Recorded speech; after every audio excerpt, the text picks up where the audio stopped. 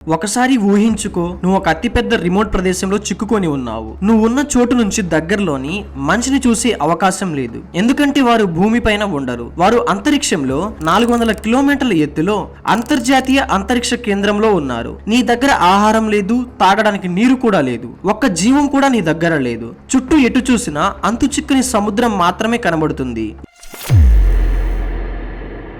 ఇదే పాయింట్ నెమో, భూమిపై అత్యంత ఒంటరి ప్రదేశం. ఇది కేవలం ఒక సముద్ర ప్రాంతం మాత్రమే కాదు, ఇది అంతరిక్ష అవశేషాల సమాధి మరియు ఇంకా అనేక ప్రశ్నలకు సమాధానం దొరకని ఒక రహస్యమైన ప్రాంతం. ఇక్కడ నువ్వు బ్రతికి బయటపడగలవా? ఈ భయంకరమైన ఖాళీ ప్రదేశంలో నువ్వు నిలదొక్కుకోగలవా? భూమిపైన ఉన్న ఎన్నో రిమోట్ ప్రదేశాల కంటే కూడా ఇది చాలా దూరంగా ఉంటుంది. 2688 కిలోమీటర్ల వరకు చుట్టూ ఎటు చూసినా భూమి కనిపించదు. కనీసం 3300 కిలోమీటర్లు ప్రయాణిస్తే కానీ నువ్వు చిలీ లేదా న్యూజిలాండ్ చేరుకోగలవు. ఇంత ఒంటరి ప్రదేశం కనుక్కున్నప్పటికీ కూడా నాసా, రష్యన్ స్పేస్ ఏజెన్సీలు మరియు యూరోపియన్ స్పేస్ ఏజెన్సీలు తమ ఉపగ్రహాలు, అంతరిక్ష స్టేషన్లను నియంత్రణగా కూల్చడానికి ఈ ప్రాంతాన్ని అంతరిక్ష అవశేషాల సమాధిగా వాడడం ప్రారంభించాయి. అయితే ఇది కేవలం అంతరిక్ష వ్యర్థాల కోసం వాడే ప్రాంతం మాత్రమే కాదు. ఇక్కడ వినిపించే వింత శబ్దాలు, సముద్రపు భయంకరమైన నిశ్శబ్దం, ఇంకా అర్థం కాని అనేక అంశాలు దీని ఒక మిస్టరీగా మార్చాయి. ఈ సముద్ర గర్భంలో అసలు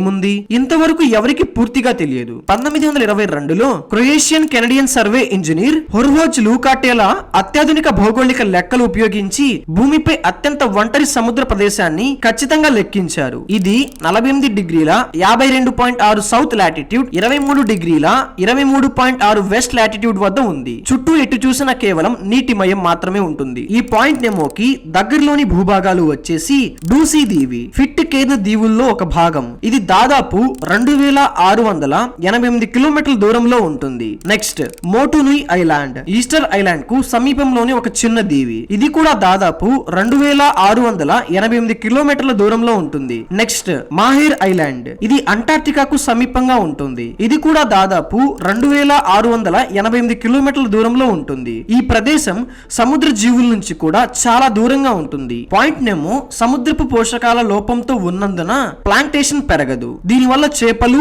ఇతర సముద్రపు జీవులు చాలా తక్కువగా ఉంటాయి. అందుకే ఈ ప్రదేశాన్ని ఓషనిక్ డెజర్ట్, దాని ఒంటరితనం కారణంగా పాయింట్ నెమోను భూమిపై అత్యంత ఒంటరి ప్రదేశంగా అభివర్ణిస్తారు. ఇది ఇప్పటి వరకు ఏ ఒక్క మనిషి కూడా శాశ్వతంగా అడుగుపెట్టని ప్రదేశం. అత్యంత దౌత్యమైన మహాసముద్ర యాత్రలు కూడా ఈ ప్రాంతానికి దగ్గరగా వెళ్ళడానికి అరుదుగా మాత్రమే ప్రయత్నిస్తాయి. దీని భూమిపై అతి తక్కువగా అన్వేషించబడిన ప్రదేశాల్లో ఒకటిగా మారుస్తుంది. ఇది భయంకరమైన ఆలోచన. ఒక జీవం లేని ప్రదేశంలో నువ్వు ఉండడం, ఇక్కడ ఎప్పుడు ఏదైనా నాగరికత ఎదగలేకపోవడం, ఇక్కడ మనిషి బ్రతికే అవకాశం దాదాపుగా అసాధ్యంగా మారిపోవడం. భూమిపైన ఉన్న అతి సమీపమైన మానవ నివాస ప్రాంతం కూడా ఈ ప్రదేశానికి వేల కిలోమీటర్ల దూరంలో ఉంది. కానీ అంతరిక్షంలో అంతర్జాతీయ అంతరిక్ష కేంద్రం ISS లోనే ఉంది, భూమిపై ఎగురుతూ. 1970 నుండి ప్రపంచంలోని అంతరిక్ష సంస్థలు పాయింట్ నెమోని డీఆర్బిటింగ్ చేసిన ఉపగ్రహాలు, అంతరిక్ష నౌకలు పడేయడానికి సురక్షిత జోన్ గా ఉపయోగించడం ప్రారంభించాయి. ఇప్పటి వరకు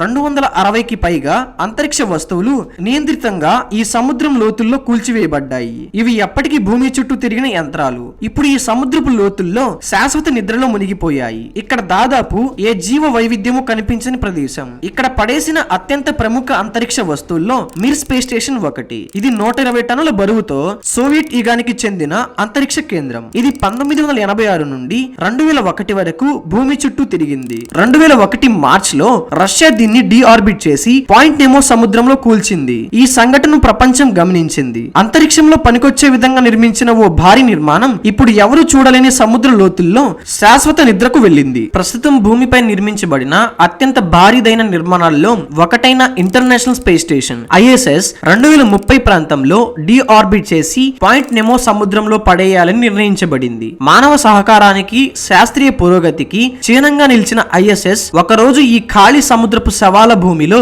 మరో అంతరిక్ష శకలంగా మారిపోతుంది. ఒక ఉపగ్రహాన్ని లేదా అంతరిక్ష కేంద్రాన్ని డీఆర్బిట్ చేయడం పూర్తిగా నియంత్రిత ప్రక్రియ. శాస్త్రవేత్తలు ఇందులోని ద్రష్టలను ప్రేరేపించి దాని వేగాన్ని తగ్గిస్తారు. దీని వలన అది ఆర్బిట్ నుంచి బయటకు వచ్చి భూమి వైపు కదులుతుంది. భూమి వాతావరణంలోకి ప్రవేశించిన సమయంలో గమనించిన వేగంలో రేణువులతో జరిగిన ఘర్షణ కారణంగా దాని ఉపరితలం 3000 డిగ్రీల కంటే ఎక్కువ ఉష్ణోగ్రతను చేరుకుంది. చేరుకుంటుంది. దీనివల్ల దాని ప్రధాన భాగాలన్నీ కూడా పూర్తిగా కాలిపోతాయి. అయితే అన్ని అవశేషాలు పూర్తిగా కాలవు. కొన్ని బలమైన వేడిని తట్టుకునే పదార్థాలు, ఉదాహరణకు టైటానియం ఫ్యూయల్ ట్యాంకులు, బలమైన లోహపు భాగాలు సముద్రంలో పడిపోతాయి. అందుకే ఇలాంటి అవశేషాలు జనాభా ఉన్న ప్రదేశాల్లో పడకుండా ఉండేందుకు పాయింట్ నెమో వంటి అంతులేని సముద్ర ప్రాంతాన్ని ఎంచుకుంటారు. పాయింట్ నెమోకు సంబంధించిన అతి పెద్ద మిస్టరీస్ లో ఒకటి బ్లూప్ శబ్దం. 1997లో పసిఫిక్ మహాసముద్రంలో హైడ్రోఫోన్స్ అంటే నీటిలోని శబ్దాన్ని గుర్తించే మైక్రోఫోన్స్ వాటి ద్వారా ఒక వింత శబ్దాన్ని రికార్డ్ చేశారు. ఈ శబ్దం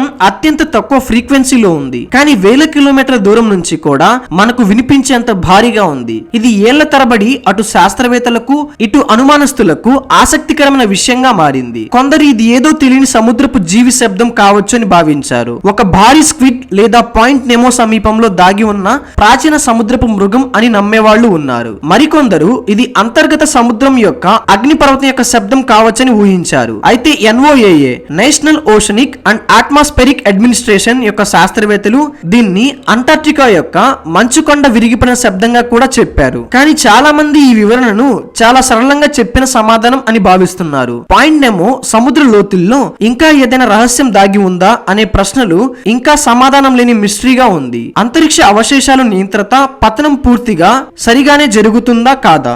అన్ని ఉపగ్రహాలు అంతరిక్ష వస్తువులు అనుకున్న ప్రదేశంలోనే పడుతున్నాయా అంటే అది అసాధ్యం. అంచున వేయలేని విధంగా భూమి వైపు తిరిగి వస్తాయి. ఇది ప్రపంచవ్యాప్తంగా అనేక ప్రమాదాలకు పరిస్థితులకు దారి తీస్తుంది. 1978లో సోవియట్ యూనియన్ కు చెందిన కోస్మోస్ 954 ఉపగ్రహం పూర్తిగా నియంత్రణ కోల్పోయి కెనడాలో కూలిపోయింది. దీనివల్ల రేడియో ధార్మిక పదార్థాలు ఆ ప్రాంతంలో వ్యాపించాయి, ప్రజలకు పెద్ద ముప్పుగా మారాయి. ఆపరేషన్ మార్నింగ్ లైట్ అనే భారీ శుభ్రపరిచే ప్రాజెక్ట్ ను చేపట్టారు. దీనికోసం $1 మిలియన్ ని ఖర్చు చేశారు. అంతేకాదు నెలల తరబడి ప్రయత్నాలు చేయాల్సి వచ్చింది. 1997లో ఓక్లహోమాలో నివసించే లాటీ విలియమ్స్ అనే మహిళ ఒక చిన్న అంతరిక్ష శకలంతో తగిలింది. ఆమె పార్క్ లో నడుస్తుండగా ఆకాశం నుంచి ఒక చిన్న మెటల్ పీస్ ఆమె మీద పడి తగిలింది. అదృష్టవశాత్తు ఆమెకి ఎలాంటి గాయాలు కాలేదు. కానీ ఇది నియంత్రణలో లేని ఉపగ్రహాల అవశేషాలు భూమిపై పడే ప్రమాదాన్ని మళ్లీ గుర్తు చేసింది. ఇలాంటి సంఘటనలు మళ్లీ జరగకుండా ఉండడానికి స్పేస్ ఏజెన్సీలు అత్యంత ఖచ్చితమైన లెక్కలతో